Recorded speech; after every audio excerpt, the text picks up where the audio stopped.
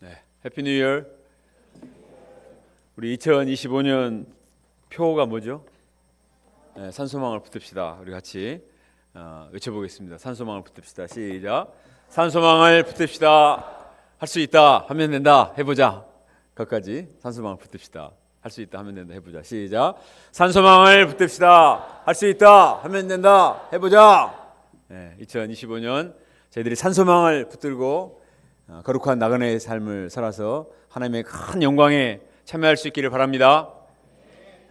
오늘 말씀은 그리스도의 고난에 참여하는 즐거움이 되겠습니다. 우리 요절 말씀인 12절, 13절을 같이 읽어볼까요? 12절, 13절 시작. 사랑하는 자들아, 너희를 연단하려고는 불시험 이상한 일 당하는 것 같이 이상히 여기지 말고 오히려 너희가 그리스도의 고난에 참여하는 것으로 즐거워하라. 이는 그의 영광에 나타나실 때 너희로 즐거워하고 기뻐하게 하려 함이라. 기도하겠습니다. 거룩하시고 은혜가 많으신 하나님 아버지, 저희가 세상에 헛된 소망을 붙들고 살다가 죄를 많이 짓고 심판에 이를 수밖에 없는 자들이었습니다. 그러나 예수님의 십자가 보혈로 저희들을 구원하여 주시고 우리의 영안을 열어서 영원한 하나님 나라의 산소망을 볼 수 있도록 은혜 주셔서 감사합니다. 특별히 2025년 저희들이 산소망을 붙들고 왕같은 제사장으로 정말 이 악한 세상을 살아갈 수 있도록 분명한 방향을 주신 것을 감사합니다. 그러나 우리가 믿음으로 살고자 할 때 많은 고난이 따릅니다. 하나님 아버지, 우리가 고난을 피하며 두려워하지 않고 고난 앞에 즐거워하며 고난을 잘 감당하여서 주님의 영광에 참여하는 믿음의 비밀을 체험할 수 있도록 은혜를 덧입혀 주시옵소서. 하나님 아버지, 오늘도 제가 하나님께 예배하며 하나님이 주시는 음성을 마음에 새기기 원합니다. 하나님 아버지, 저희들에게 말씀해 주시고 말씀을 영접하고 또 마음에 새기고 또 순종하는 귀한 시간 될 수 있도록 축복하여 주시옵소서. 예수님의 이름으로 기도합니다. 아멘.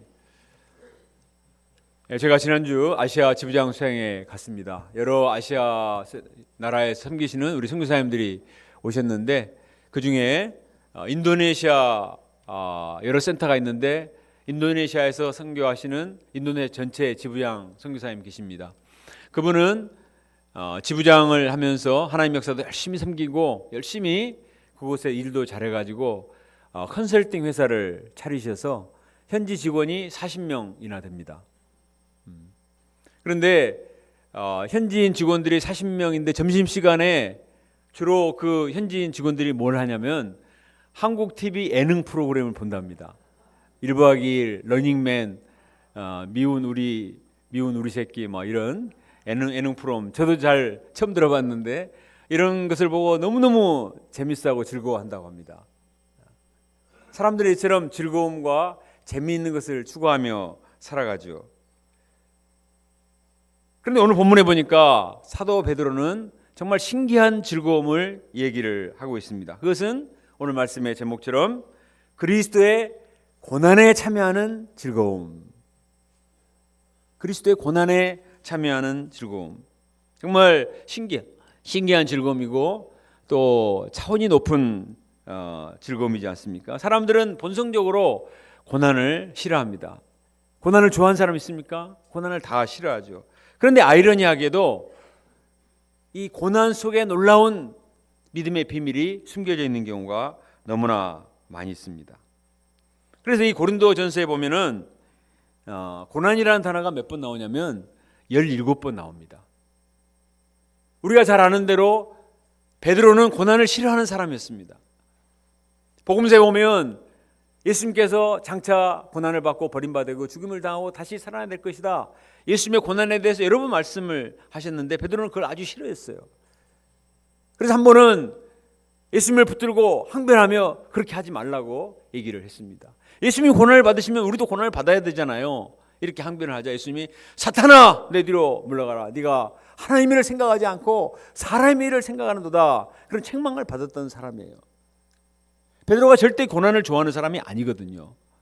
근데 베드로전서에 보면 다른 어떤 서신서보다 고난이 많이 나옵니다. 17번. 제가 혹시 잘못했을지 모르니까 세보세요. 고난과 관계되는 단어는 더 많이 있습니다.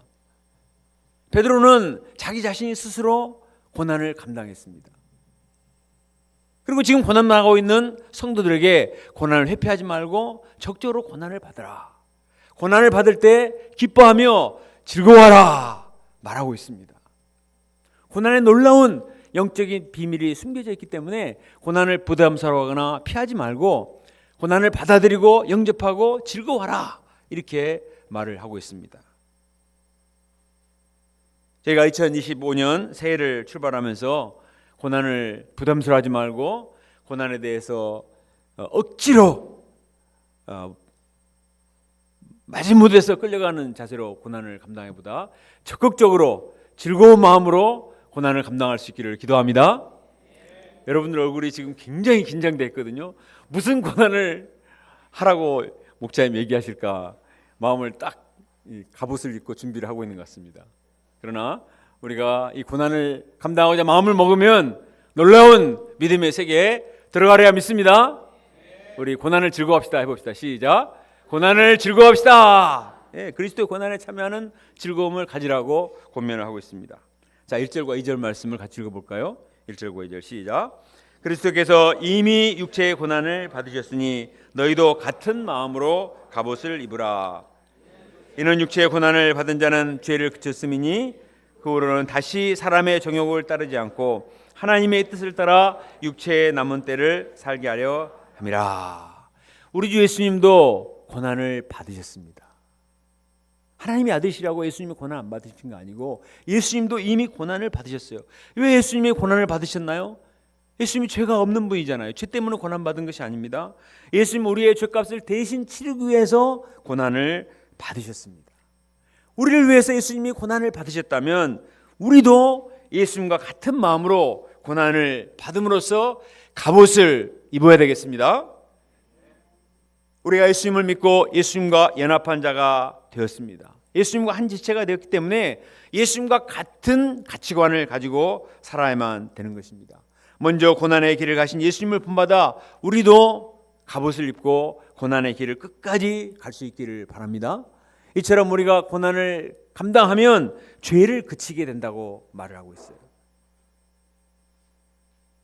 고난을 겪을 때 어떻게 된다고요? 죄를 그치게 된다. 죄를 그치게 된다. 이 말씀을 표준 세번역에서는 죄와 인연을 끊는다. 이런 말로 번역을 하고 있습니다. 우리가 영적인 무장을 하고 고난을 감당하다 보면 죄를 끊고 죄 지을 생각을 하지 않게 됩니다. 고난 감당하고 힘든데 무슨 죄 지을 생각을 하겠습니까? 그래서 하나님께서는 우리로 하여금 죄를 끊고 성별한 삶을 살도록 하기 위해서 고난을 주시기도 한다는 겁니다. 자, 2절 말씀과 같이 이제후로는 다시 사람의 정욕을 따르지 않고 하나님의 뜻을 따라 육체의 남은 때를 살게 하도록 하기 위해서 고난을 주시는 것입니다. 과거에 우리가 어떤 삶을 살았습니까? 3절 말씀처럼 음란과 정욕, 술 취함과 방탕, 향락과 무판, 우상 숭배를 하며 살았습니다. 이러한 추한 죄로부터 우리를 구원해 주시기 위해서 예수님께서 십자가의 고난을 받으셨습니다. 예수님이 너무나 값진 대가를 지불해 주셨습니다. 예수님이 이처럼 나를 위해서 고난을 받으시고 나를 죄로부터 속량하시고 구원해 주셨는데 내가 다시 옛날 죄로 되돌아가면 되겠습니까? 그럴 수 없느니라. 그럴 수 없습니다. 이제는 내가 즐기던 죄로 족합니다. 더 이상 과거로 돌아갈 필요가 없습니다. 우리는 이제 죄악된 내 생활에 대해서 과감하게 굿바이 선언하고 나는 이제 죄와 상관이 없는 사람이다 이렇게 선언을 하고 이제는 거룩한 나그네로서 천성을 향해서 열심히 달려가는 왕같은 제사장으로 살 수 있기를 바랍니다. 믿음으로 살면서 배울 것도 한이 없는데 다시 돌아오기에는 너무나 아깝잖아요. 이를 위해서는 예수님과 같은 마음으로 갑옷을 입어야 됩니다. 에베소 6장에서는 하나님의 전신갑주를 입으라고 말했습니다. 예수님이 죄값을 치르시고 우리를 구원을 받았는데 왜 또 고난을 받아야 되는 거예요? 이론적으로는 우리가 죄와 끊었는 것 같지만 실제로는 여전히 죄의 소욕이 스물스물 올라오거든요. 그게 현실이에요. 요즘 우리가 이런 식이 나오는 노아를 한번 생각해 봅시다. 노아가 사람들이 다 방탕하고 타락할 때 그들의 조롱과 멸시를 받으면서 방주를 지을 때 그는 정말 고난을 열심히 감당했습니다. 전쟁하듯이 고난을 감당하면서 열심히 방주를 지어서 마침내 홍수 심판 때 구원을 받았습니다. 얼마나 훌륭합니까? 거기까지만 있으면 너무 좋겠어요. 그런데 홍수심판에 악한 사람들이 다 사라지고 노아가 밖에 나왔는데 평온의 때 어떻게 됐습니까? 노아가 포도주를 너무 많이 마시고 벌거벗은 채로 주정을 하는 그런 수치스러운 모습을 우리가 볼 수가 있습니다. 사람들의 조롱을 참으면서 열심히 120년 동안이나 방주를 지을 때는 노아는 완전한 사람이다. 하나님 말씀에 다 준행하고 그렇게 훌륭한 사람이 없어요. 그래서 이름을 노아라고 짓기도 하잖아요. 그런데 나중에 수치를 나타내는 모습을 보면은 노아라는 이름을 지은 것을 후회하기도 하지 않습니까? 고난이 없는 것이 절대 좋은 것이 아닙니다. 십자가 없는 것이 절대 좋은 것이 아니에요. 그때가 더 위험하기 때문에 우리는 예수님과 같은 마음으로 갑옷을 입어야 되겠습니다. 이 갑옷을 입게 하기 위해서 주님께서는 고난을 주시는 거예요. 우리를 미워서 고난을 주시는 것이 아니라 우리가 갑옷을 입고 믿음의 삶을 살도록 고난을 주시는 것입니다.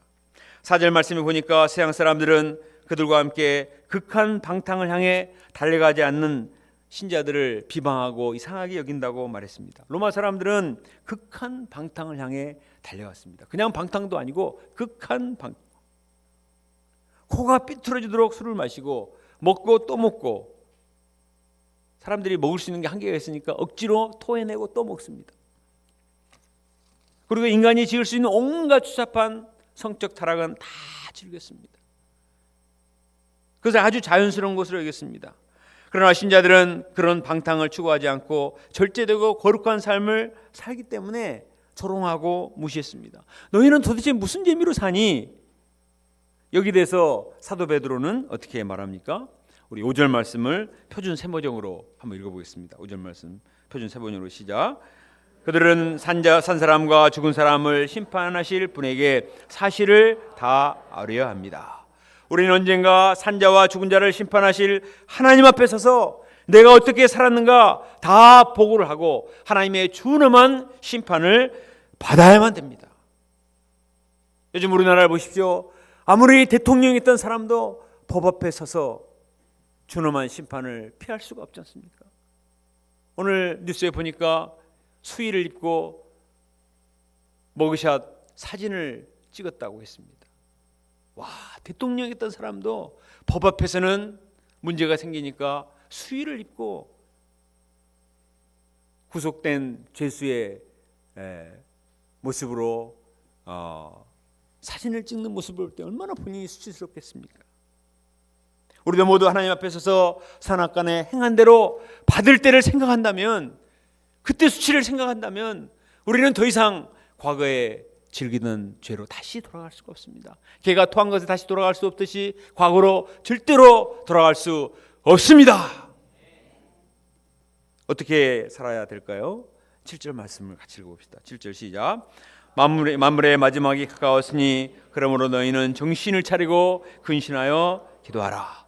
만물의 마지막이 가까웠으니 그러므로 너희는 정신을 차리고 근신하여 기도하라. 만물의 마지막 때가 가까웠습니다. 주님 오실 날이 멀지 않았어요. 우리가 살고 있는 세상의 기상이변과 수많은 재해와 범죄와 전쟁과 수많은 문제들을 볼 때 정말 주님이 오실 날이 멀지 않았다. 불신자들도 세상의 종말이 가까웠구만 이렇게 말을 하지 않습니까? 또 우리 자신이 이 땅의 삶을 마감하고 언젠가 주님 앞에 서게 될 날이 언제 올지 모릅니다. 지난주에 우리가 너무나 사랑하고 존경하던 전시몬 목자님이 우리 곁을 떠나서 천국에 입성을 하셨습니다. 우리는 항상 우리를 반겨주시고 우리 함께 지낼 것 같았는데 우리 곁을 떠나셨습니다. 언젠가 한번 제가 너무 몸이 피곤해서 시몬 목자님께 말씀을 드렸습니다. 목자님, 제가 몸이 예전 같지가 않아요. 이렇게 말했습니다. 그랬더니 시몬 목자님이 맞았어. 시몬 목자님 18번이 맞았어잖아요. 맞았어. 목사님도 점점 죽어가고 있는 거예요. 이렇게 말씀하셨습니다. 저보고 죽어가고 있는 거래요. 정신이 바짝 늘었는데 사실입니다. 우리 인생이 죽음을 향해서 달려가고 있는 거예요. 물론 우리가 그것이 끝이 아니지만 그러나 이 땅의 삶이 전부가 아닙니다. 언젠가는 모든 것을 다 내려놓고 하나님 앞에 서서 벌거벗은 모습으로 선악간에 행한 대로 하나님의 심판을 받을 것을 생각하면 이 땅에서 함부로 살 수가 없어요. 정신을 차리고 근신하며 열심히 기도를 해야 되겠습니다. 2025년을 출발하면서 여러분 어떻게 시작을 하셨나요?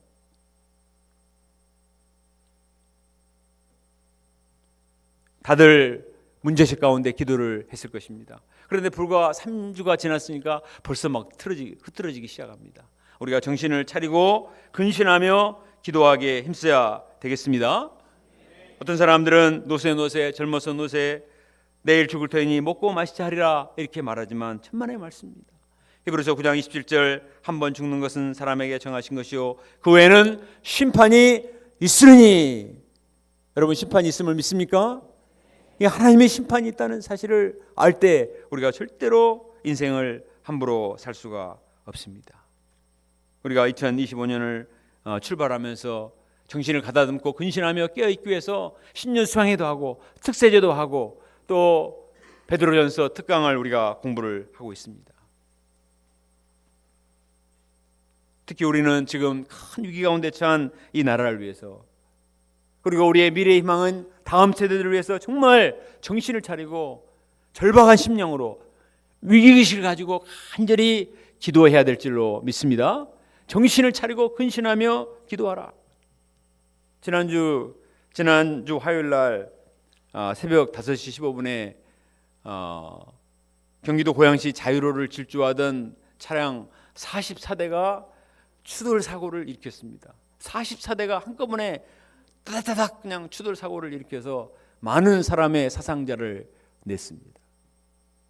간밤에 살짝 땅이 얼어 있었는데 사람들은 그 도로가 너무 좋거든요. 쫙 뚫린 길이기 때문에 서울로 출퇴근하던 사람들이 평소와 같이 질주를 한 것입니다.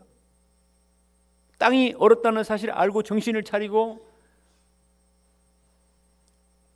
안전거리를 지키고 속도를 낮춰야 되는데 정신을 차리지 않고 그냥 하다가 이렇게 44대가 다 엉켜서 수많은 응급차들이 저렇게 와 있는 그런 모습을 볼 수가 있습니다. 오늘날도 너무나 많은 사람들이 별 생각이 없이 극한 방탕을 향해서 주사람치고 있습니다. 그 결과가 어떤 것인지 별로 생각하지 않아요. 큰일 납니다. 지금 우리가 말씀 앞에 자신을 겸손히 비춰보고 근신하며 깨어서 기도해야 될 때인 줄로 믿습니다. 그래서 우리가 새벽기도 특세제를 하고 있는데 지금까지도 정신을 못 차리고 있는 분이 있다면 다 용서할 테니까 이번 주부터 꼭 이번 주가 마지막 주입니다. 다음 주는 구정이 있어가지고 이번 주로 끝내려고 그러거든요. 지난주 보니까 우리 신해찬 한모세 2세들도 새벽기도 나와서 강단 앞에 머리를 조아리면서 기도하는 모습이 너무나 기특했습니다. 이 주 후에는 400명의 유배표 형제자매들이 경주에 모여서 전국 학생 수양회를 하게 될 것입니다. 저는 이들이 얼마나 귀한지 몰라요. 극한 방탕으로 치닫고 있는 수많은 청소년들이 있는 가운데 하나님의 사람으로 살고자 자원하여서 수양회에 참석하고 기도하고 지금부터 열심히 준비하는 이들을 볼 때 하나님 편에서 너무나 귀하지 않습니까? 이들이야말로 이 시대의 왕 같은 제사장들이요 새벽 이슬과 같은 장래의 희망인 줄로 믿습니다. 소망 가운데 캠퍼스에 들어가는 수많은 우리 2세들이 있는데 많은 캠퍼스의 죄악된 문화가 그들을 더럽힐 수 있습니다. 이들이 정말 캠퍼스의 제사장이 될 수 있도록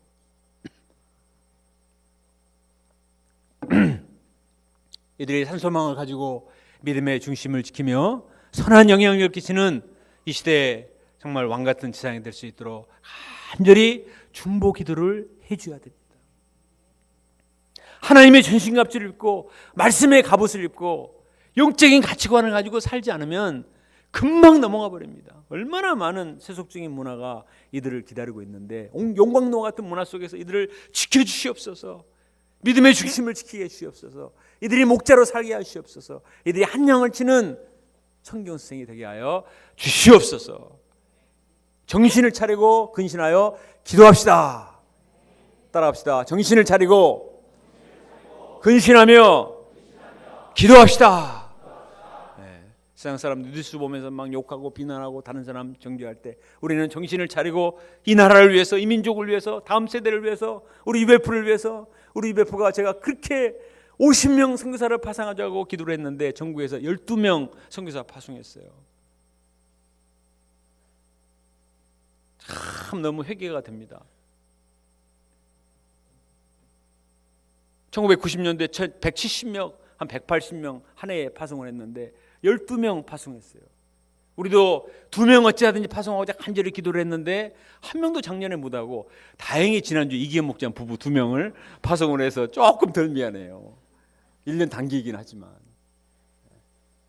정말 저희가 참 깨어서 간절히 기도함으로 하나님의 음성을 듣고 하나님 아버지 이 시대에 저에게 원하시는 바가 무엇입니까? 이 나라에게 원하시는 바가 무엇이고 우리 가정에게 원하시는 바가 무엇이고 나에게 원하시는 바가 무엇인가 간절히 묻고 응답하고 기도해서 하나님의 뜻을 따르는 믿음의 사람이 될 수 있기를 간절히 기도합니다.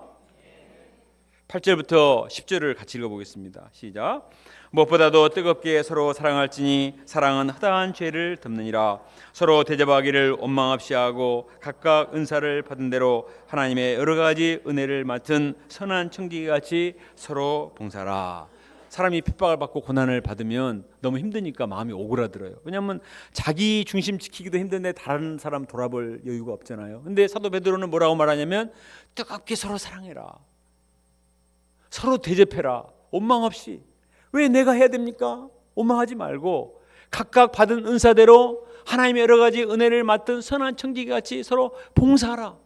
사랑하라. 대접하라. 봉사하라. 이기적인 삶이 아니라 이타적인 삶, 힘든데 어려운데 중심만 지키기도 어려운데 오히려 마음을 넓혀서 대접하고 사랑하고 베풀고 봉사하는 삶을 살라고 말씀하고 있습니다. 사랑하고 봉사하고 대접하고 섬기는 삶은 희생이 아닙니다. 다른 사람도 살리지만 교회를 살리고 내가 사는 길입니다. 인도의 전도자 선다승이 한 번은 히말라야를 가면서 한 동행자와 함께 산길을 걷게 되었는데 눈 위에 한 노인이 쓰러져 있었습니다. 그래서 선다승이 말했습니다. 저 노인 그대로 놔두면 얼어 죽으니까 우리 같이 부축하고 갑시다. 그러자 동행자가 말했습니다. 이분 떠밀고 가다가는 우리 정한 시간에 갈 수가 없어요. 우리까지 죽습니다. 그리고 그 사람은 휑 가버렸습니다. 가버리니까 선다싱이 혼자 그 노인을 들쳐먹고 낑낑거리며 갔습니다. 한참을 가다 보니까 어떤 사람이 얼어 죽어 있어요. 혼자 가던 사람 얼어 죽었어요. 추위를 못 견디고. 그런데 선다싱은 그 노인을 업고 건너라고 낑낑거리며 하다 보니까 땀을 많이 흘렸습니다. 땀을 많이 흘려서 이 사람은 살았어요. 그 땀 때문에 노인도 살았습니다. 신기하죠? 그 힘든 때 자기 혼자 가기도 바쁜데 혼자 간 사람은 죽었어요. 얼어서 죽었단 말이에요. 그런데 다른 사람에게 사랑을 베푸고 봉사하고 대접하고 섬긴 사람은 죽은 것이 아니라 자기도 살고 다른 사람도 살렸습니다. 우리가 오늘날 얼마나 치열하고 힘든 세상을 살아갑니까? 이런 세상 속에서 나 한 사람 믿음 중심 지키기도 힘든데 왜 자꾸 많은 일을 시키세요? 그런 불평이 나올 때가 있습니다. 그러나 가만히 생각해 보세요. 사실은 십자가가 있기 때문에 직분이 있기 때문에 섬기고 봉사해야 되기 때문에 살아있고 기도하고 깨어있고 죄를 짓지 않고 믿음의 중심을 지키는 것입니다. 선다스님이 말했습니다. 가장 위험할 때는 고난이 없을 때이다. 아무 고난이 없을 때가 좋은 게 아니고 아무 고난이 없을 때 그때 더 유혹에 빠져서 죄에 넘어지기 때문에 정말 위험한 것이다. 애들도 키워야 되고 양들도 도와야 되고 직장생활도 해야 되고 십자가가 너무 많고 갑자기 새벽기도 메시지도 주어지고 또 수학의 메시지도 하라고 하고 정신이 없어요. 정신이 없기 때문에 죄를 안 짓잖아요. 정신없이 투쟁하니까 거기서 예수님을 배웁니다. 왜 아멘 안 해요? 우리가 이 시간 이후에 소회를 할 텐데 참 제가 보고를 받으면서 너무 감사해요.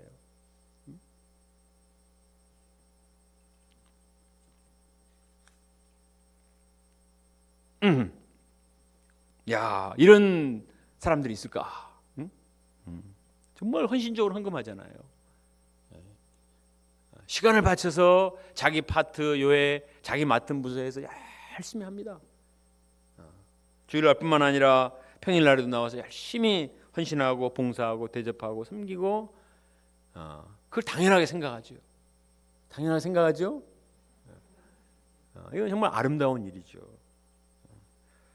우리가 하나님이 내게 주신 은사를 부릴 듯해서 내게 하나님이 맡겨 주셨을 때 그때 열심히 감당하는 게 좋습니다. 그것은 이 역사에 이용당하는 것이 아니고 쓰임받는 것이요 축복받는 비결인 줄 믿습니다. 그래서 저는 누가 나에게 강의를 맡기면 무조건 한다고 합니다. 무조건 죽을 각오로 가고 준비를 하는 거예요. 그러면 하나님이 많은 걸 배우게 하십니다. 절대 불평하지 말고 아이고 저 같은 사람을 불러주셔서 감사합니다. 열심히 준비하면 또 하나님이 지혜를 주시거든요. 우리가 어려운 때일수록 하나님께서 우리에게 주신 은사를 적극적으로 발휘해서 대접하고 사랑하고 섬기기에 힘을 써서 하나님의 능력을 체험하고 또 놀라운 하나님의 믿음의 비밀을 체험하는 저희가 될 수 있기를 간절히 기도합니다. 사도 베드로는 이제 고난에 대해서 적극적으로 어떤 자세를 가져야 되는가 고민을 하거든요. 자, 12절 13절 같이 읽어볼까요? 시작. 사랑하는 자들아, 너희를 연단하려고 오는 불시험을 이상한 일 당하는 것 같이 이상히 여기지 말고 오히려 너희가 그리스도의 고난에 참여하는 것으로 즐거워하라. 이는 그의 영광을 나타내실 때 너희로 즐거워하고 기뻐하게 하려 함이라. 이 편지를 받고 있는 성도들은 무시무시한 시련을 겪고 있습니다. 얼마나 무서웠으면 불시험이라고 말하잖아요. 불시험이다. 근데 불시험을 이상한 일을 당하는 것처럼 이상히 여기지 말라. 왜 하나님은 믿음으로 살고자 하는 우리에게 불시험을 주시나요? 이상하잖아요. 근데 이상하지 생각하지 말래요. 왜 이상하게 생각하지 말라고 합니까? 오히려 너희가 그리스도의 고난에 참여하는 것으로 즐거워하라. 이는 그의 영광을 나타내실 때 너희로 즐거워하고 기뻐하게 하려 함이라. 우리의 고난은 고난으로 끝나지 않습니다. 주님께서 영광으로 다시 오실 때 반드시 우리에게 놀라운 상급을 주시리라 믿습니다. 우리가 하나님 나라가 없고 상급이 없고 심판이 없다면 우리는 이 땅에서 최대한대로 누리며 고생 덜하고 희생 덜하고 사는 것이 지혜로운 삶이죠. 그러나 주님은 반드시 오십니다. 결산을 하십니다. 그리고 하나님께서 믿음으로 사는 자에게 잘하였다 충성된 종아 하시며 큰 은혜와 축복을 반드시 주시리라 믿습니다. 로마서 8장 18절 현재의 고난은 장차 우리에게 나타날 영광과 좋게 비교할 수 없도다. 내가 주님을 위해서 엄청 고생했다고 생각하는데 그러나 주님이 나중에 주실 영광에 비하면 그 고난은 아무것도 아닙니다. 수십 배, 수백 배, 수천 배로 우리에게 갚아 주실 것이기 때문에 우리는 자신 있게 고난을 감당할 수가 있습니다. 하나님의 축복은 하나님 나라 가서만 받는 게 아닙니다. 주와 복음을 위해서 믿음으로 산 사람은 하나님이 축복하시고 하나님이 많은 믿음의 비밀을 체험하는 것을 저는 많이 보았습니다. 예수님도 십자가의 고난을 받으셨지만 손해보고 끝나지 않았습니다. 하나님은 예수님께 부활의 영광을 주셨습니다. 하늘과 땅의 모든 권세를 그의 무릎에 꿇게 하시고 모든 영광의 가장 큰 영광을 예수님께 주셨지 않습니까? 국가대표 선수들이 진천 선수촌에 들어가서 죽을 고생을 하면서 땀을 흘리면서도 왜 그걸 참아요? 나중에 올림픽에 가서 금메달을 딸 걸 생각하면 지옥 훈련이지만 참고 견딥니다. 그러나 우리는 세상 메달과는 비교할 수 없는 하늘의 면류관을 바라볼 때 우리는 고난을 참는 정도가 아니라 고난 속에서 오히려 즐거움으로 고난을 감당할 수 있음을 믿습니다. 즐거움으로. 자, 14절 말씀을 같이 읽어보겠습니다. 14절 시작. 너희가 그리스도의 이름으로 치욕을 당하면 복을 받은 자로다. 영광의 영 곧 하나님의 영이 너희 위에 계심이라. 보세요. 고난을 받을 때 즐거워라 이렇게 말씀하시는데 그 다음 절에 뭐라고 하면 너희가 그리스도 이름으로 치욕을 당하면 복이 있는 자다. 어떤 사람은 이 말씀을 공부할 때 어떤 스템 목자님들이 그러더라고요. 고난은 받겠는데 치욕은 내 힘들어요. 자존심이 너무 상하니까 내가 뭐 고난까지는 뭐 감당하겠는데 치욕은 내가 이런 치욕을 내가 까마득한 후배에게 이런 모욕적인 말을 듣는 치욕은 견디기 힘들다. 근데 예수님 보세요. 예수님도 침뱉음을 당하시고 뺨을 맞으시고 옷벗김을 당하시는 치욕을 당하셨습니다. 예수님은 마태복음 5장 11, 12절에서 말씀하셨어요. 우리 다 같이 읽어볼까요? 시작. 나로 말미암아 너희를 욕하고 박해하고 거짓으로 너희를 거스려 너희 모든 악한 말을 할 때에는 너에게 복이 있나니 기뻐하고 즐거워라. 하늘에서 너희 상이 큼이라. 예수님으로 말미암아 욕하고 박해하고 우리를 거짓으로 고발하고 할 때 기뻐하고 즐거워라. 하늘에서 상이 있기 때문에. 내가 이 땅에서 치욕을 당하고 자존심이 상하고 모멸감을 당할지라도 주님께서 반드시 갚아주실 것이기 때문에 우리가 치욕도 감당하는 죄가 될 수 있기를 간절히 기도합니다. 근데 또 중요한 말씀이 있어요. 14절 하반절 보니까 영광의 영 하나님의 영이 너희 위에 계심이라. 너희가 그리스도의 이름으로 치욕을 받으면 복이 있는 자로다 하고 그 다음에 무슨 말씀이냐면 영광의 영 하나님의 영이 너희 위에 거하심이라.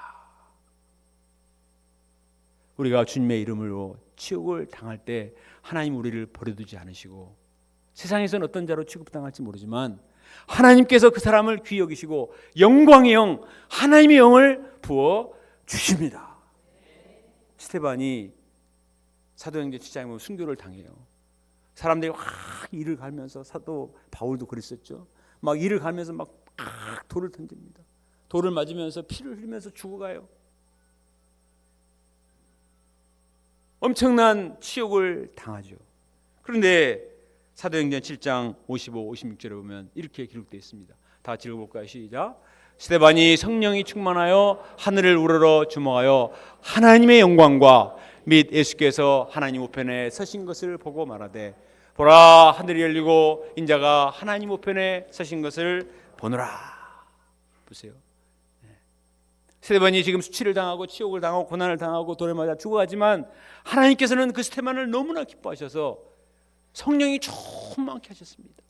하나님의 영광과 예수님께서 하나님 우편에 앉은 것을 보게 하셨습니다. 누가 감히 하나님 보좌 우편에 서신 예수님을 바라봅니까?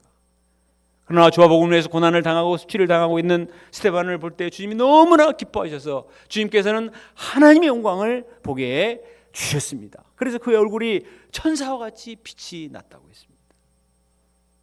예수 믿고 아무 어려움 없이 잘 지낸다고 해서 천사와 같이 빛나는 것이 아니라 오히려 수치와 어려움 가운데 믿음의 중심을 지키고 사명을 감당하고 고난을 감당할 때 하나님의 영광의 영이 임해서 영안을 열어서 다른 사람이 보지 못하는 천상의 세계, 하나님의 세계를 보는 놀라운 은혜를 베풀어 주심을 믿습니다.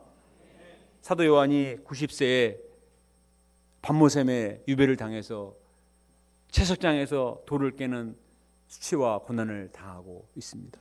90세 된 할아버지가 유배를 당해서 돌이나 깨고 있을 때 얼마나 힘들겠습니까? 그런데 하나님께서는 그런 사도 요한을 기뻐하시고 영안을 열어주셨어요. 하나님의 세계가 어떤 세계인가? 예수님이 지금 어떤 가운데 있는가? 장차 우리가 들어가게 될 새하늘과 새 땅이 어떤 세계인가 보여주셨습니다. 그것이 바로 요한계시록이에요. 우리는 요한계시록을 읽기만 해도 너무나 신비하고 들어가고 싶다. 그렇죠? 들어가고 싶죠? 장차 우리가 이런 해함도 상함도 눈물도 슬픔도 없는 영원한 하나님의 나라에 들어가고 싶은 마음이 생기는데 사도 요한은 직접 눈을 열어서 그 세계를 보여주셨습니다. 그가 수치와 고난 가운데 믿음의 중심을 지키고 기도했을 때 하나님께서 하나님의 영광의 영을 보여주셔서 그에게 하나님 나라를 보여주시는 놀라운 축복을 베풀어 주신 것입니다. 사도행전 16장에 보면 바울과 실라가 빌립보에서 복음을 열심히 전하다가 옷이 찢겨지고 매를 맞고 또 발이 착고에 채이는 이런 수치를 치욕을 당했습니다. 그런데 그들은 감옥에서 하나님을 원망하거나 불평한 것이 아니라 찬송을 불렀습니다. 한밤중에나 찬송을 부르고 기도하며 우리가 그리스도의 고난으로 말미암아 합당한 일을 당한 것으로 생각하고 찬송을 부르고 기도를 했거든요. 그러자 하나님의 영광의 영이 임해서 창고가 풀리고 옥문이 열리고 지진이 일어나서 옥이 열려서 그들이 나왔습니다. 그래서 복음을 증거해서 간수들을 복음화 시키고 오히려 빌립보에 큰 성령 역사가 일어나게 되었습니다. 아멘. 그래서 나중에 바울이 빌립보서를 쓰게 돼요. 감옥에 있으면서 빌립보에 있는 성도들에게 편지를 쓰는데 빌립보서는 옥중서신이란 말이에요. 빌립보서가 4장밖에 되지 않습니다. 4장밖에 되지 않는 빌립보서에 기쁨이란 단어가 15번 나옵니다. 도대체 뭐가 기뻐요? 감옥에서 죽음을 기다리고 있는 가족도 없이 너무나 고달플 텐데 바울은 나는 기뻐하고 기뻐하리라. 이와 같이 너희도 기뻐하고 나와 함께 기뻐하리라. 나의 형제들아 주 안에서 기뻐하라. 주 안에서 항상 기뻐하라. 내가 다시 말하노니 기뻐하라. 계속 기뻐하라. 기쁨의 수신이잖아요. 그가 왜 이렇게 기뻐할 수 있을까요? 그것은 바로 세상에서 가장 고상한 지식이신 예수님을 얻었기 때문에 그리스도의 죽으심과 그 부활에 참여하는 권능을 체험했기 때문에 기뻐하고 있습니다. 그것뿐만 아니라 이제 표대를 향하여 그리스도 안에서 하나님이 위에서 부르신 부름의 상을 위해서 달려가노라. 내가 여기서 끝날지 모르지만 이제 하나님께서 나를 위해서 예비해 두신 부름의 상을 향해서 달려가기 때문에 표대를 향해서 열심히 달려감으로 오히려 감격 가운데 빌립보서를 쓰고 있습니다. 아이러니하게도 정말 감동이 있는 서신서들은 옥중 서신들이에요. 빌립보서, 에베소서, 빌레몬서, 골로새서 이 옥중 서신들은 정말 사도 바울이 어려운 가운데 있었지만 그러나 하나님께 간절히 기도하고 하나님의 영광의 영이 임했기 때문에 우리 범인들은 감히 범접할 수 없는 신령한 세계를 얘기하며 지금까지도 우리에게 영감 넘치는 주님의 세계를 가르쳐주고 있습니다. 이런 하나님의 영과 영광의 영이 임하는 축복을 체험하기 원하십니까? 주저하시는 분이 있습니다. 고난을 사랑합시다. 고난을 피하지 말고 적극적으로 고난에 참여하고 그리스도의 고난에 참여할 때 놀라운 하나님의 영광과 또 하나님의 영을 우리 가운데 보여주시리라 믿습니다.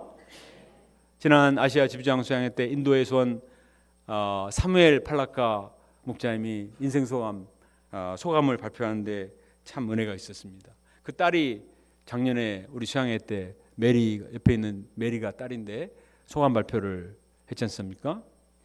근데 사무엘 팔라카 목자님의 아내 조이 팔라카 선교사님은 유방암 4기 수술을 받았어요.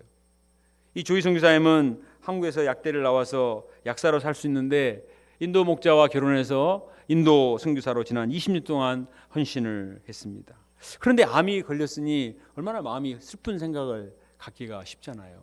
그런데 사무엘 조이 목자 가정은 하나님께서 주신 욥기 1장 21절 말씀을 붙들었다고 했습니다. 이르되 내가 모태에서 알몸으로 나왔사온즉 또한 알몸으로 그리로 돌아갈지라 주신 이도 여호와시오 거두신 이도 여호와시니 여호와 이름이 찬송을 받으실지어다. 내가 적신으로 나왔사오니 적신으로 돌아갈지라. 주신 분도 하나님이시오 거두가신 분도 하나님이시니 내가 지금 이렇게 살아있는 것도 은혜다. 하나님께 감사합니다. 이렇게 하니까 5년 전에 수술을 받았는데 완치되고 지금까지 암세가 발견되지 않도록 하나님이 도와주셨습니다. 그리고 하나님께서 계속해서 더 많은 좋은 양들을 보내주셔서 열심히 일대일 역사를 섬기고 또 딸 메리는 어제 작년에 우리가 들은 것처럼 정말 감동력 있는 소감을 발표하는 것을 들었습니다.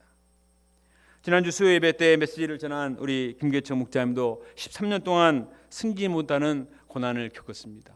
후배 밑에서 일을 해야 하는 치욕을 겪었다고 했습니다. 먼저 승진한 후배 밑에서 일을 한다는 게 얼마나 힘듭니까?